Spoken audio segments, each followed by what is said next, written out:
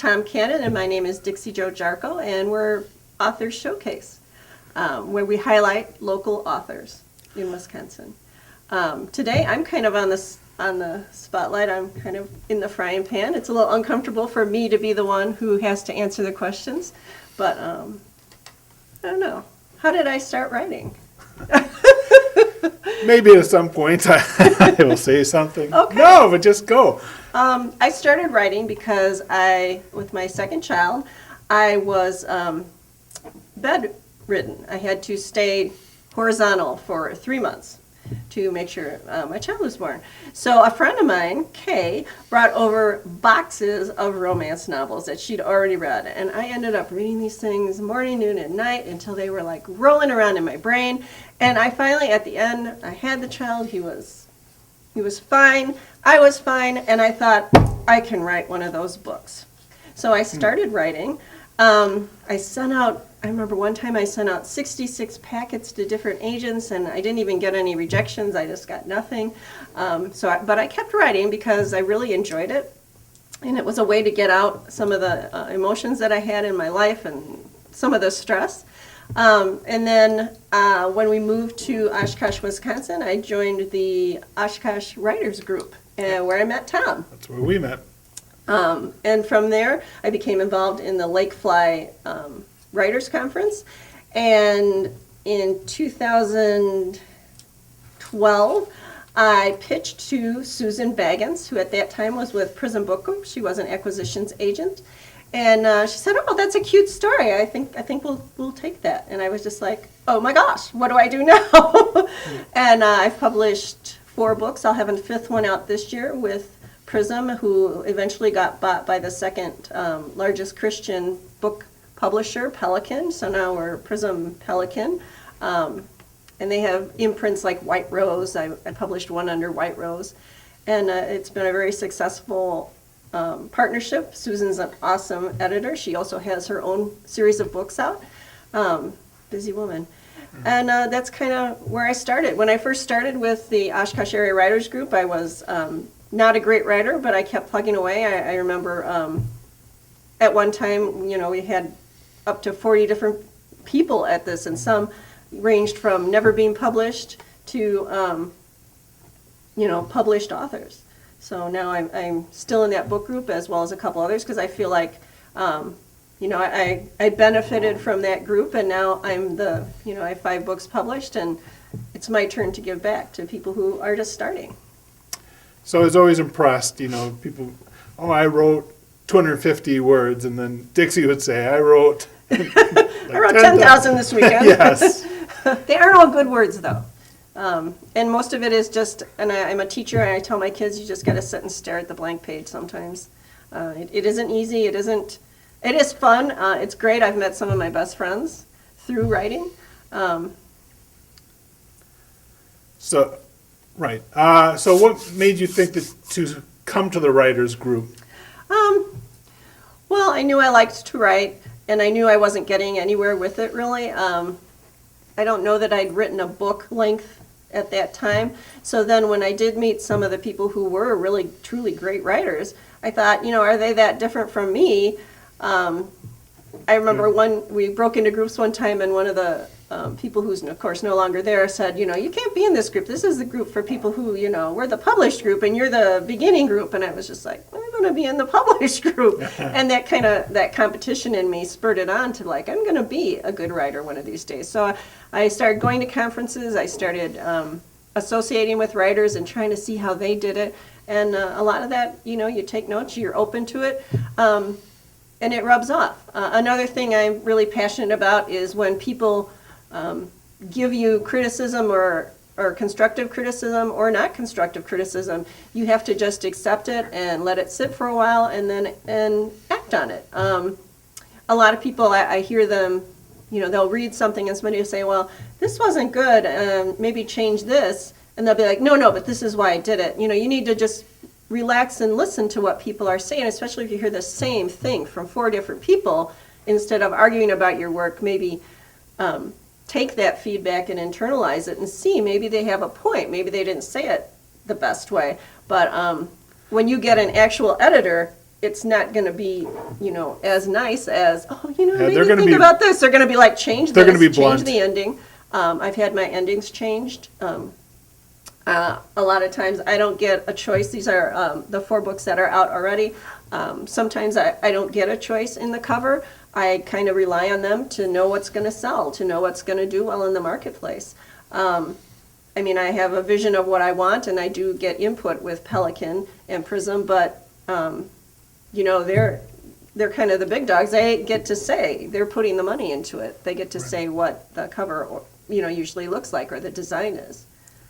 Well, perhaps, Dixie, you could talk a little bit about the process of working with the publisher, from start of the story to the finished product where they're... Oh, sure. At first, I had to come up with the entire book and pitch the concept. After working with them 4 or 5 books, occasionally they'll even say, well, how about writing a Christmas book? I've written 2 Christmas books for them. And they give me a little bit more, I don't want to say rope to hang myself, but they give me a little bit more, they'll trust that I come up with a good concept and that it doesn't take a lot of editing at this point. My latest one that isn't published, its working title is This Worthy Heart. I wrote off of a Bible verse that all the books in this series are going to be on a Bible verse. So they just gave me the verse and said, come up with something that we're going to like. And, that's kind of the mission. And it's challenging because you don't know what their vision is. You have your vision as soon as you hear it and you work off that. I still have to come up with, the entire finished book. It has to be rough edited. It has to be in pretty good shape for someone who's a professional editor to come in and really just smooth it out. But you can't come with, not a good product. And so, okay. And so then they'll edit it, and then they'll hand it back to you? You'll have to make the edits. They'll come through with a line edit, things that they want changed. Maybe my editor's awesome, Susan Baggins. She'll say, well, how about this? Or, this ending's a little abrupt. Maybe you could smooth that out. They don't always tell me exactly what they want, so I've got to work through it and really be thoughtful and reflective on some of the changes. And then I'll give it back to them. I'll get one more shot at it, just kind of, they don't want to really change anything unless it's really just wrong. Sometimes something will slip through. They'll put it out to other authors in our group, which is amazing. They also will have input on it, and they'll read it, and I read their stuff. That's kind of part of our ladies' agreement that we're going to help each other out here. The other authors help promote my book in our group, the Prism group. They're awesome. We have a Facebook page where we talk about different promotions we might do, what works, what didn't work, how to market it, what some people found useful, or if we found something that wasn't really good. So we have a real tight group of people that I haven't met, most of them, but I rely on them to help with my book, with my marketing, putting stuff out there, reviews. Reviews are incredibly important. And they give me that initial bump so I can launch my book and be successful. All of mine are ebooks. They're novellas, so they're shorter. They're 15 to 30,000 words. They're a light, happy read. So that's kind of Right. And so like your first book, what you kind of by yourself go, sticking it out, stumble through it. And not a lot of people have that, but it seems like then now they come to you and they say, we have this idea, we have this. Would you write this for us? Yeah, they come to the whole group of us and say, we're going to be putting out Christmas books. The theme is going to be cowboys. If anybody has an idea and wants to write about it, let us know, and we're going to count on you. We're going to save you a space. So then, pressure's on. But yeah, you kind of have an idea. You don't have to write on it, but it doesn't sound like they're coming to me. They're coming to a whole group of our authors that we have. Like for the Bible verse, they're saying, we're thinking of putting out this series of books on the worthies in Philippians. And anybody want to be a part of that? And they already know that we can write on a deadline, that we're going to show up, we're going to have the thing done, we're going to do the edits that they want. So they can kind of rely on us, and then they can work on doing the marketing part of it. That's probably valuable advice. Oh, yeah. Your publisher I mean, you have to work with them, so they want to know that you're going to be a team player, Yep. that you're going to be punctual, that you're going to deliver what you ask for, And that you're willing to pleasant, work with people. And pleasant. Yeah. They're making edits not because they don't like me or they don't like my writing. They want to make it better. They want to make it more finished, more polished. And I know it hurts. Man, when you get those edits, you're like, oh, the whole page looks red. You're like, no, I hate this. This is my words. I said it the best way I could. But they are professionals, and they want you to be better. And even in your writing groups, maybe those people aren't professionals and maybe they say it the wrong way, but you have to be open to taking if a reader, they're your readers. Somebody reads it and says, I don't like the way this sentence sounds. You have to go, okay, they didn't like it sound, maybe I should rework it, and not be all defensive. Because your first instinct is, oh, those are my words. I love those words. And in the end, it is your decision, but you need to Absolutely. listen. If you're being defensive, they're not going to want to keep giving you feedback. They're Yep. just going to keep quiet. And then also, you're not taking the time to consider and see if their advice is right. It would make it better. And finding the right book group is another thing that I think is really important. I have 3 book groups that I like. 3 writing groups. 3 writing groups, right. One is with the people in PRISM who, we're at a certain, I don't want to say level, but we are able to take criticism, and we're a little harsher maybe in a kind way with each other because we're really got a goal. My regular writing group, the Oshkosh Writers Club, is more anybody shows up and, we help each other to make our writing better. Then I have another group where I have some of my stuff which, it's a little different format where we help each other, but we don't do the read alouds. We don't, and it's a more closed group. So finding the right group, there's also online groups. Critique.com is one that I use where, you review a certain number of people's stuff and you get points, and then you use those points to get your stuff reviewed.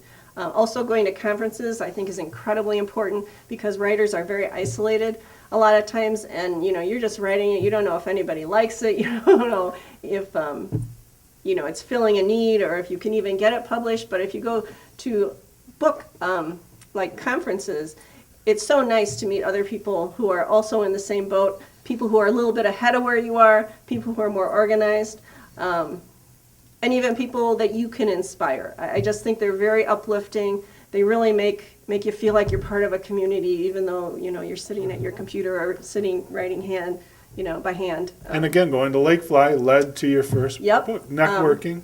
Take every opportunity. When we started this show, somebody had asked, we're looking for a couple people to go and do this video class. And Tom and I were like, yeah, we'll go do it. What the heck? And now, we have a TV show that shows, and we have a YouTube channel. And, just being open to any opportunity, I think, is so important. So a little bit about your writing process. When do you write? Where, when do you find time? Where do you like to write? I was thinking about that yesterday because I was in the Writers Club, and all of a sudden somebody said something, and it was just like, I have to write a story about that. I have to write it right now. And I started writing, and this is bad. Somebody was talking about their writing, and I was just like, do. I totally zoned it out. And sometimes a story will just grab you. When I'm asked to write something, like with The Worthy Heart is the one that I'm going to be in an anthology of the Philippians. I was like, I'm a science teacher, so mine went to an actual heart, and is the heart strong? And I had read an article about TIA, which is kind of a stroke, which can hit very young people.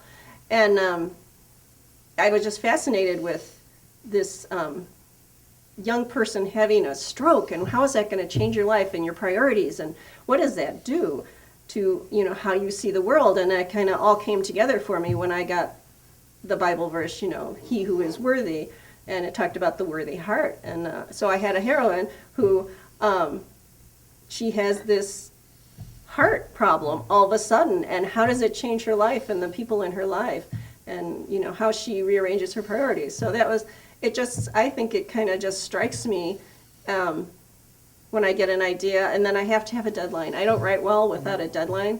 I had one of my friends from the other writing group give me a challenge. I pretty much write clean, funny, kind of cute. There's usually an animal in there that plays a big part in the story, a cute puppy or a dog or like a really mean cat or something, because I love animals, and they're usually an actual character. And this woman was like, no, I want you to write on this dirty mining planet. I want you to write a story about this. And I was like, ugh. But then I thought, I can do this, and I sat down and something came to me that still fit into my philosophy of cute, clean, funny, but it's in this mining planet of her world. So I just think being open to taking challenges and trying to stretch yourself is key to any writer. Read a lot, write even more, attend conferences, be with other people who are struggling with the writing process, because it is a struggle, and we can all get better. You just have to work at it. How do you develop your characters?